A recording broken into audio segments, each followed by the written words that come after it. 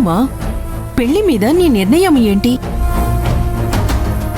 నీ మీద ప్రెజర్ పెట్టాలని అడగట్లేదు, నీ మనసులో ఏముందో తెలుసుకోవాలని అడుగుతున్నాను అంతే. నీ మనసులో ఏముందో చెప్పమ్మా. అసలేం జరుగుతుంది ఇక్కడ? విషయం పెళ్లిదాకా వచ్చిందంటే ఇదంతా అఖిల్ నాతో ఎందుకు చెప్పలేదు? ఇప్పుడు కూడా నా మనసులో ఉన్నది చెప్పకపోతే చాలా పెద్ద తప్పు చేసినవని అవుతాను. నువ్వేం ఆలోచించద్దు అఖిల, నీ నిర్ణయం ఏమైనా సరే దాన్ని నేను యాక్సెప్ట్ చేస్తాను. నువ్వు మహాలక్ష్మి చెల్లెల్వి, నువ్వు తప్పుడు నిర్ణయం తీసుకునే అవకాశం లేదు. నీ మీద నాకు నమ్మకం ఉంది.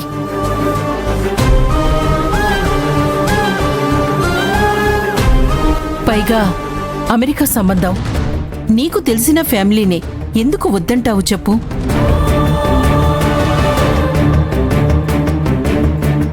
కానీ డెసిషన్ నీ నోటి నుంచి వినాలనుకుంటున్నాను, అందుకే ఇక్కడికొచ్చాను. నీ నిర్ణయం చెప్పు అఖిల. కమాన్ అఖిల, నన్ను ప్రాబ్లంలో పెట్టకు. నీ మనసులో ఏముందో చెప్పు. నీ మనసులో నేనున్నానని చెప్పు. మీ కళ్ళ ముందు ఇంత జరుగుతున్నా సరే మీరేం మాట్లాడట్లేదు సార్. అంటే మీరన్నట్టుగానే మీ మనసులో నాది బెస్ట్ ఫ్రెండ్ స్థానమే అన్నమాట.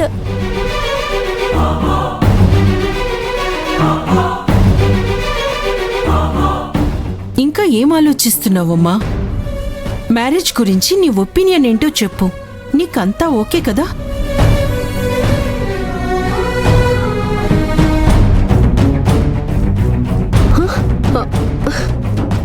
మీ అబ్బాయి అమెరికా నుంచి రానివ్వండి ఆంటీ, ఆ తర్వాత నా నిర్ణయం చెప్తాను.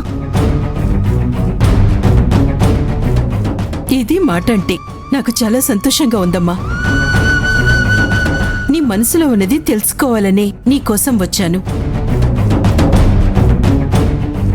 ఇప్పుడు నాకు ప్రశాంతంగా ఉంది. నువ్వన్నట్టుగానే కానిద్దాం. నా కొడుకు ఈరోజు అమెరికా నుంచి బయలుదేరాడు, రేపొచ్చేస్తాడు. నా కొడుకుతో మాట్లాడిన తర్వాత నేను నీతో మాట్లాడతాను, సరేనా? సరే ఆంటీ. నా కొడుకుతో మాట్లాడాక నీకే తెలుస్తుంది వాడు ఎంత పర్ఫెక్టో అని. నా కొడుకుతో మాట్లాడేదాకా నువ్వే నిర్ణయం తీసుకోవు, అది నాకు అర్థమైంది. మాకిష్టమేనమ్మా, మన రెండు కుటుంబాలు కలవాలని ఆశగా ఉంది. నువ్వు అర్థం చేసుకుంటే అంతే చాలు. సరే, నేనొచ్చిన పని అయింది. నువ్వు ఇంటికి వెళ్ళాలి కదా, జాగ్రత్తగా వెళ్ళు. నేను వెళ్ళొస్తాను. ఆంటీ, మా ఇల్లు ఇక్కడికి దగ్గరే, ఇంటికొచ్చి వెళ్ళొచ్చు కదా? ఇప్పుడొద్దులేమ్మా, ఇంకోసారి వచ్చినప్పుడు వస్తాన్లే. ఎలాగో పెళ్లికి ఓకే అన్న తర్వాత మీ ఇంటికి రాకపోకలు ఉండనే ఉంటాయి కదా. చూడు బాబు, అఖిల పెళ్లికి ఒప్పుకున్న తర్వాత పెళ్లి ఏర్పాట్లతో అంతా హడావిడిగా ఉంటుంది. అఖిల ఫ్రెండు అంటున్నావు కదా, పెళ్లి పనులు నువ్వే దగ్గరుండి చెయ్యాలి, అర్థమైందా? ఊరికే తల ఆడించటం కాదు, సరే అని గట్టిగా చెప్పు.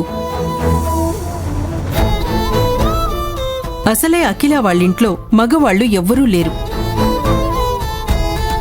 మా హరి ఒక్కడే పెళ్లి పనులన్నీ చూసుకోలేడు కదా, నువ్వు కూడా ముందుండి పెళ్లి జరిపించాలి, సరేనా? ఖచ్చితంగా చేస్తానండి. అఖిల పెళ్ళంటే నా పెళ్లిలానే కదా.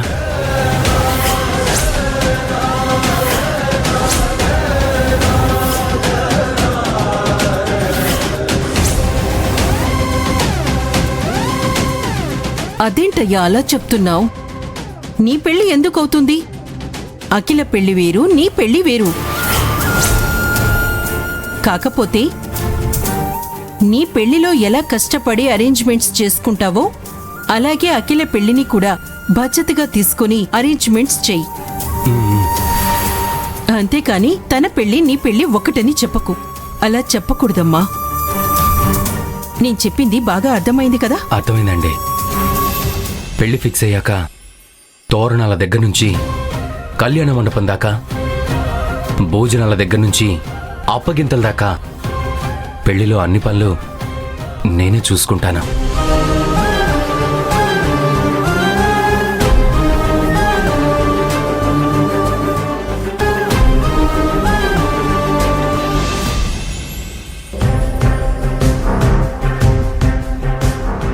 ఒక్కడిని ఇక్కడ ఉండాలా?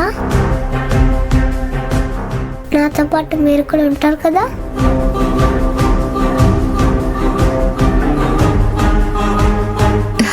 చచా, మా బుజ్జికన్నని వదిలి మేమెక్కడికి వెళ్తాం? నీకు బాధ కలిగే పని మేం చేస్తామో చెప్పు. ఆ అక్క ఎలా చేసిందో చూసారు కదా. నా ఫుడ్ ఎవరైనా తీసుకెళ్తే నేనేం చేయాలి?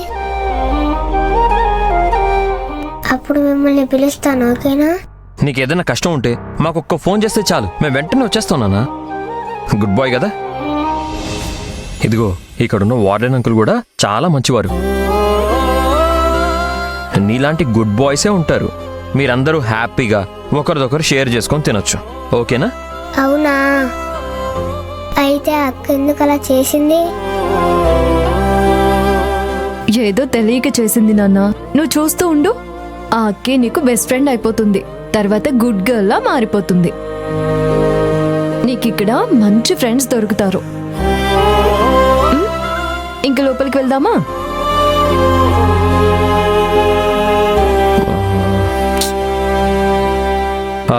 చూడు, మనం ఇక్కడే ఉంటే లేట్ అయిపోతుంది. మన బుజ్జిబాబుకి మంచి మంచి ఫ్రెండ్స్ మిస్ అయిపోతారు. అందుకే మనం తొందరగా లోపలికి వెళ్ళి మంచి మంచి ఫ్రెండ్స్ని వెతుక్కోవాలి, సరేనా? అప్పుడు మన బుజ్జిబాబు రోజు వాళ్ళతో ఆడుతూ పాడుతూ ఎంజాయ్ చేస్తాడు. పద లోపలికి వెళ్దామా? పద. అలాగే వార్డెన్తో మాట్లాడదాం పదండి.